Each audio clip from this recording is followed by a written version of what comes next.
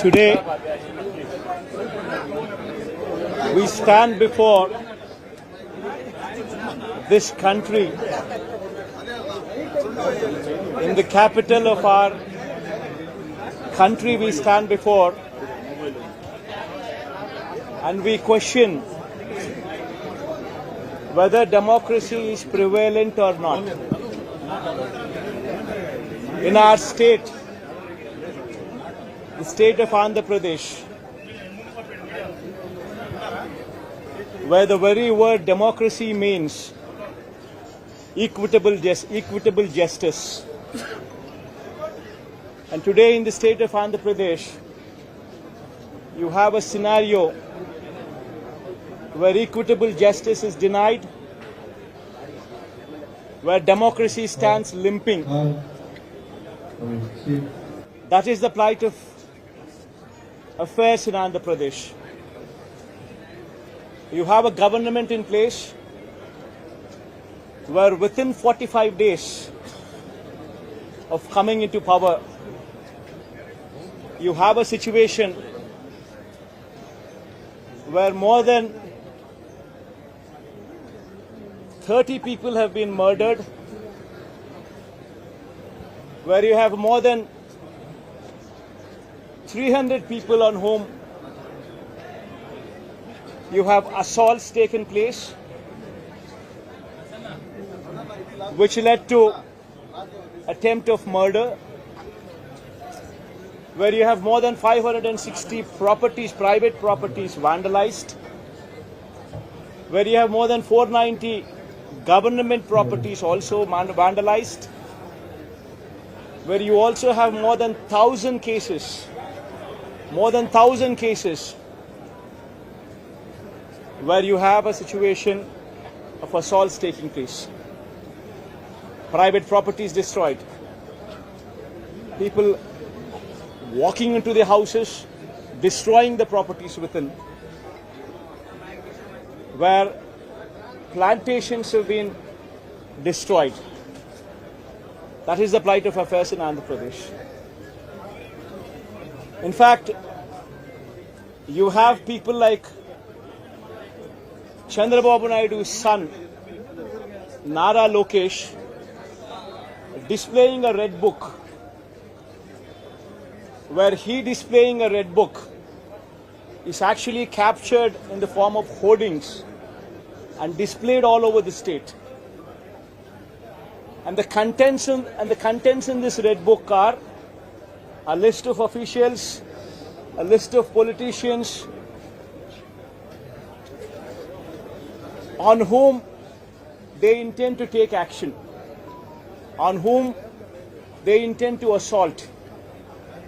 And this kind of hoardings, starting off with Chandrababu Naidu's son, blatantly being displayed all over the state in Andhra Pradesh, where you have a situation where you're giving instructions to the police that our people would vandalize, our people would kill, our people would assault, and there should be no action taken on them.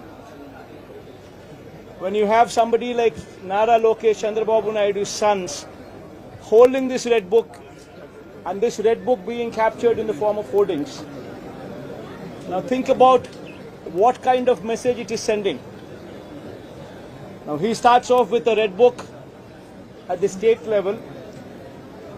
You have a similar kind of red books being displayed and vengeance being taken at everybody from the grassroots level, at the village level. Now this is the plight of affairs. Now I'd like to question one thing. Today they are in power, tomorrow we could come into power. Yesterday we were in power. But when we were in power, we had never propagated such kind of behavior. We have never encouraged people to take vengeance like this. We have never encouraged assaults. We have never encouraged private property being vandalized. We have never encouraged government property to be vandalized. We have never encouraged killings. But today the situation is different in Andhra Pradesh.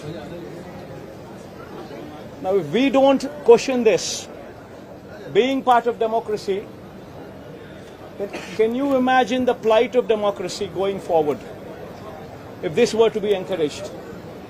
I urge the entire media, the national media especially, I also urge various parties who actually constitute democracy to have a look at these photographs what are displayed, to have a look at the video clippings which are being displayed. Have a look at them and then ask yourself, is this what we want from democracy? You have various photographs what are being displayed where in broad daylight people are being hacked to death. Where you have photographs and video clippings displayed where you would find a corporator running for his life, stabbed multiple times. Where you would have various photographs and video clippings displayed where you would have an MP, a member of parliament, touring his own constituency, visits a house of another MP who's also stationed in the same constituency, his house being garroted, stones pelted, his cars demolished, his cars being burnt. These kind of video clippings and these kind of photographs are also being displayed. You would find various photographs where such ghastly incidents take place and where cops are mute spectators. In fact, the worst of thing is the cops foisted false cases on the victims rather than sympathize with them. This is the plight of democracy. I urge the entire media, and as the day goes by, various leaders from various political parties whom we had requested to come over here to actually look at this protest, to actually look at this photo gallery protest which has been organized, displaying these photographs, displaying these video clippings, to please have a look at it and raise your voice. Because if we in democracy do not do this, then none can protect democracy. We would have to question the plight of democracy. If this were to be encouraged, what would be the plight of democracy going further? I request all of you to have a look at it, question yourself, introspect yourself, and please take it up as an issue to question whether these kind of acts are to be permitted in a democracy or not.